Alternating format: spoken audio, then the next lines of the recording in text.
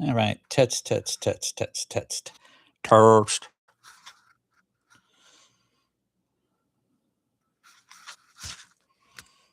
Let me read this.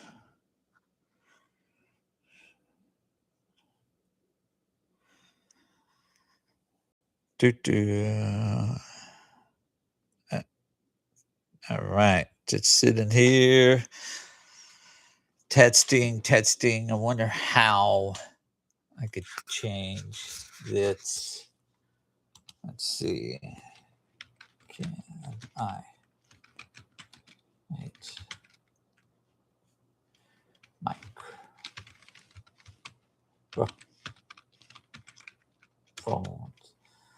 on YouTube live stream? Yes, you could change your microphone during your YouTube live stream.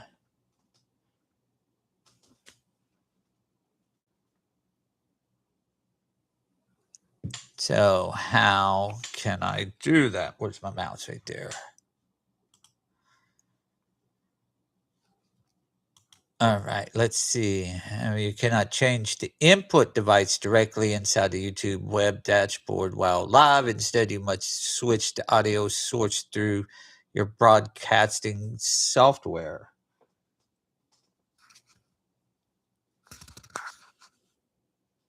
So you could hear me. Let's see. So you hear me good? Do you hear me like this? What's that sound like? Woo! Hey, I'm sure people are gonna love this.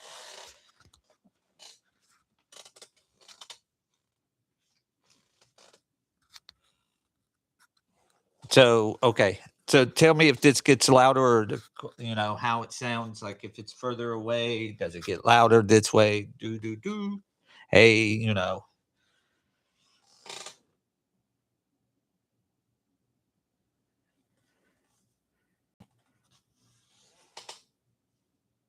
Okay. So it does work then, because I was testing this where it said that the mic for this don't work with the live feed, but you're saying that you can hear me with it. So let me clip it to my shirt. Put it right there on the flash. So how does that sound? How does it sound like right there? Sound good? Me. Let's see. That sounds perfect. Great job. All right. Woohoo! I'm live. All right. Going back to this. Guess I'll turn off the audio on that. Mute it. All right. So this is weird doing the live thing, but all right. So lanterns. If that's what this video actually ends up being after all the little weird text. So, all right. So the show, I stand by my first statement. I'd still like it. I'd still love it. Still a lot of fun. Watched it. There's some issues with it, of course. I do have some thoughts on the Manhunter or Manhunters. Will they be the Martian Manhunter or not, as in John's, the green one that we know from Justice League and everything, but the race of the Martians from, Mars. And there's, different factions. Evidently, there's a bunch more than I knew of than the white and the green. And so there was another one, that Kigo or Kaigo or whatever it was called. But what if the shape-changing person is not the Manhunters that we're thinking? The No Man Escapes the Manhunters. What if it's the Martian Manhunters? And they got the evil ones, because John's with the green ones are supposed to be the good side, and then the other side, the white side, the more famous side, were the more evil ones. Uh, so what if that's the case? What if they are the alien invasion coming, and they're already here? They're because they could change shape. You wouldn't know. They'd be like the Marvel version of the Skrulls. All right, so I got lanterns going. So Hal just jumped out of the car. Love that. Uh, there was a little thing in there where if right when he takes off the ring, you could see there's still something on his finger, like maybe it's a CGI marker. Oh, and yeah, I watched a video. This one dude said that uh, when the lantern logo comes up and the ring first shows, the center starts off like a yellow hue. On my TV, I didn't see it. I don't have a good TV. But on my computer screen, I definitely see it. There is a hint. Yes, that starts off in yellow and then goes to a yellowish green. Could that mean that, there's the parallax entity is inside the ring like it is in the comics before Hal became parallax? I mean, spoilers if you don't know that Sinestro is going to pop up in this, and he is the leader of the Yellow Corps. So that could be it. If we do see all the different color lanterns, that would be really, really cool. The red, the green, the blue, the yellow. I don't think they would have them all. I think they'd probably, if they did maybe the three main factions, it'd be the green, of course. And then the yellow with Sinestro, because he's such a great enemy to Hal, and great enemy to the whole Green Lantern Corps.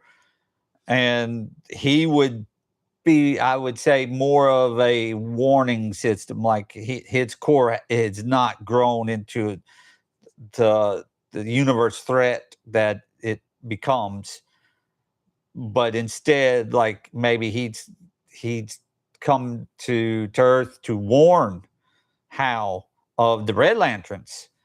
So that would be the three that I would think. It'd be the green, the yellow, and the red. The red coming to get revenge, and Sinestro is either maybe feeling nice and wants to give some warning, or he's here to be a told you so type person to Hal.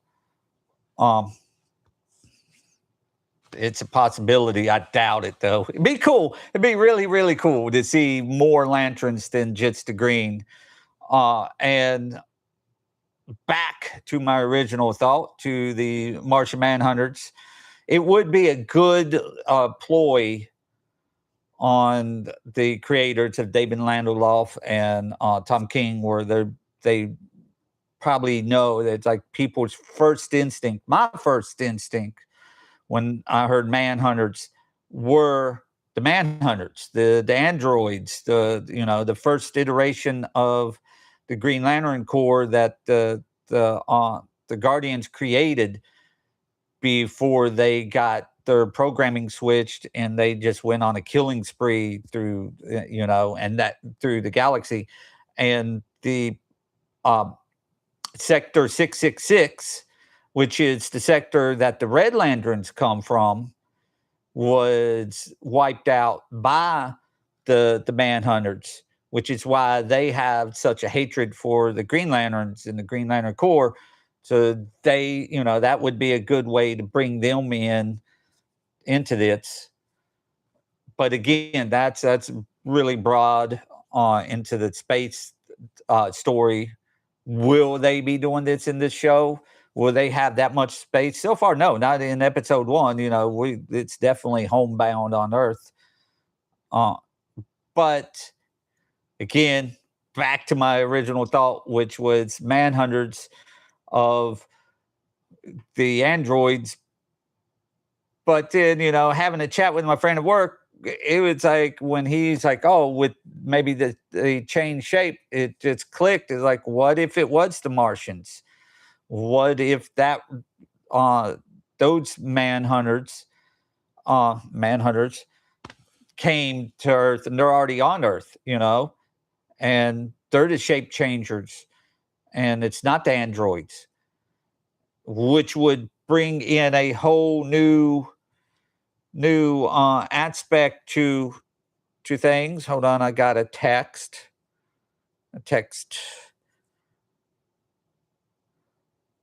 One I definitely have to answer.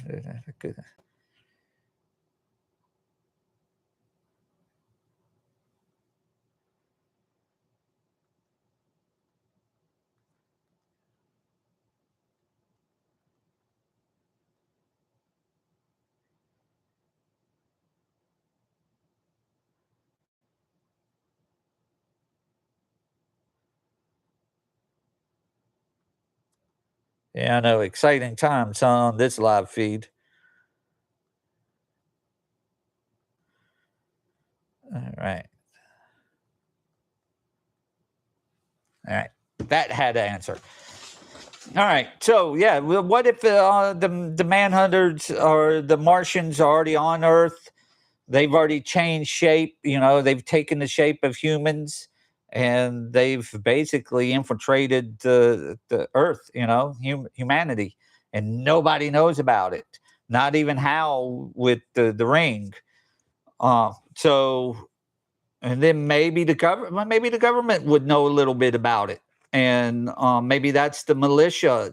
Are they working with the government, or are they working with the government that's working with Luthor? Or are they an alien faction themselves that's not working with anybody but other aliens? So, lots of questions. So right now on the show, Hal just took off. He's going there to check out the little small town from his hologram. John is just arriving. It was an okay scene. I liked it. It also I didn't like I liked the use of the ring, but I didn't like the use of it being used for a cigarette lighter. Maybe that was the point of doing it, showing this weapon that is later described as a weapon of mass destruction being used as such a common, small, everyday thing.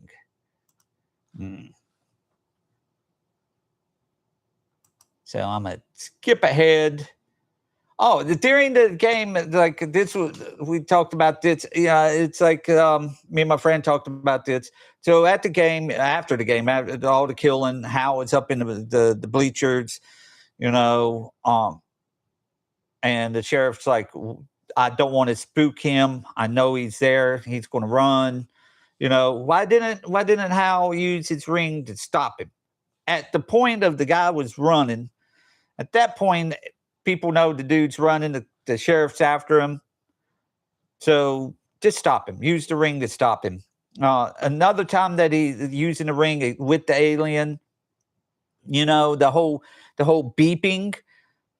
Who would put a self-destruct mode in their body that would probably be painful? I don't know, alien physiology or technology. They might have a drug that knocks out all the pain, and you don't have to worry about having your body turn into a whole self-destruct exploding bomb. But I don't think so. I think it would probably be painful.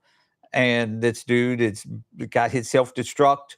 Why would they put a warning system in there with a beeper? That's insane to me. It should have been where the moment that the aliens in there having this interrogation with Hal, it would have been really cool for him to just pop. And then it would show the skill level of Hal in that nano of a millisecond, where he would be able to use the ring to construct a protective shield and protect the town and everybody, the sheriff's office, everybody else, in that like such a millisecond of a time frame. That would have been really cool. Or have the ring, once the guy started spouting off about like, hey, well, you don't even have the power to do this, and I am an alien. Then at that point, Hal should have just been like, okay, let me scan you with the ring, and then the ring starts beeping and signaling, and so going, hey, there's something wrong with this, and something's up. This dude he's an alien, but there's something weird about this alien. At that point, then the alien would have been like, uh-oh, he knows about me now. Let me blow myself up. And then again, such a quick time to do the protective bubble, but we didn't get that. That was, after thinking about it, talking about it, that would have taken this to the next level. There's so many other little things that could have been, should have been, whatnot with this show. The chase scene through the high school, that should have been over pretty quick. I get it. It shows Jon Stewart's level of quick thinking and working out, how to get ahead of this guy. But if you think about the architecture of a building like that, even a high school, I remember my high school. It's been a few years, but I remember it. And I remember doors wasn't that close to each other, not exits. So when the alien was running down the one hallway and then John went this way, how did John suddenly, if he could get enough speed that he's going down there to go out here and then come back down to meet him at that exit, to head him off that way, use that burst of speed just to catch up from behind him? But I don't get that. Again, I understand what they were doing. They were showing his quick thinking and how he could figure out things and to do it on the fly, which is good. He's got to have that for being a Green Lantern. But it didn't make any sense. I didn't like that part of it. It should have ended, even if Hal didn't try to stop the alien, from running at the beginning on the field. He could have easily just did a quick little flight from the field over top, that went over and just got him right then, stopped him. I mean, what if the alien got away? I mean, he, at the point of the show when he's sitting in the bleachers, Hal suspects he's an alien. He says that he's got the hunch, but he wasn't 100% sure. There was no 100% proof. So by letting the alien run away, what if John didn't catch him? What if this alien was like, from Men in Black, if you remember that, at the very beginning when Will Smith is chasing after the alien is super fast. He's able to jump and do all this stuff. And, he gets away. And of course, Will Smith caught him, but they did make a comment. Tommy Lee Jones' character was like, oh yeah, he caught him. That's quite the feat. So what if that alien was similar? What if this alien was super fast and able to run really fast, or maybe even change shape, or something that would allow him to get away from Jon Stewart and the sheriff? And then Howard's still sitting back there at the bleachers, just twiddling his thumb. So why didn't he get involved in this moment? Because he was sitting there waiting to get involved in this moment. It wasn't even that much of a teaching moment, now that I think about it. Sometimes reanalyzing the show sometimes will actually not help me like the show as much as I did, And now I'm thinking, oh god, the first impression, loved it. Now I'm thinking, man, there's a lot of plot holes in this. Um, I did kind of like the bar scene with Hal trying to do the fight. It showed like his thought process of where he's so used to the grand scheme of aliens and planets and all this that he's got to create these over elaborate plans. And then in this one, it was like, I'll play the same song over and over again, which, by the way, was a very short song. And I'm watching right now because it's in the scene. The wife is in the background. It's kind of hanging out like he didn't know at this point, but she is kind of sketchy. But anyway, so like his plan was it was just too much. It's like it was stupid. It was a stupid plan. And then it ended up not working, which maybe that's the point. I'm trying to analyze this version of Hal. What if he is possessed by the parallax? What if this is not the Hal we're thinking of? I don't think he would have been a shapeshifter at this point. I think he still is a Green Lantern Hal, but you never know. That would be a plot twist. What a twist! Is if he ended up being an alien himself that killed Hal and had taken over his body and then was trying to remain the secret, which would explain the 10-year gap of not downloading his conscience into the ring, because maybe the ring would know instantly, be like, that's not Hal Jordan's conscience. Maybe that would alert the Guardians.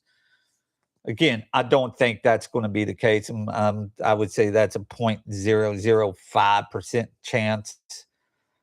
I think at this point, something happened back in 1996 that made him not like life. Maybe, originally, or not 1986, 2006. In 1996, he was saying, once you lose a parent, you have no more fear. Well, what happened maybe between 1996 and 2006? He falls in love. Maybe he meets Carol Ferris, or already met her when he was the test pilot and whatnot. Maybe losing her. Maybe she gets killed. Something happens that creates a new level in him that he didn't think that fear would happen. And instead of you making it into that fear, he uses it as becoming a douchebag. He's just a big asshat at this point. And so that's how he's coping with it. I don't know. I'm just spitballing and just going off of what I could think of. But again, I think he probably will be just a human, be Hal. He's old, he's jaded, he's tired of the rules that the Guardians have given him. And something definitely is happening here with the militia, with the whoever the manhunters are going to be. I think that why I think it also it's Martian manhunters, or the Martians, is there was a tease that showed a reddish planet. It's definitely not Earth. It couldn't. I don't think it was Earth in the desert area, but it looked like they had the silhouette of John Stewart walking in the front and Guy Gardner towards the back. And then they go and you see somebody's hand pick up like a broken skull. What if they're on Mars? What if that was Mars? If that's the case, then that brings me more to the point of, I think it's the Martians that will be the big major threat in this, instead of maybe another Lantern Corps. It'd be interesting. I would like to see that. And that would also lead into possible other DC things like Superman. Could Superman would have to meet the Martians, and maybe Johns will appear somewhere and be like, "Hey, I know you fought these people, these other Martians. They were bad. I'm not bad." And then it's the two of them get in a fight, and then they realize, "Oh, we're both good guys." So where else am I in the show? And that's about it. I'm basically in this live feed. But hey, my one viewer, hey man. So it was fun. It was a test. At least I know this microphone works and I could do this. I guess, and it does look good. And I can watch something as I talk. So I might do some. I need to watch the Vision Quest trailer. I need to watch that. So I might do that with the reaction video later in the week. I don't know yet. So until then, bye to my one viewer.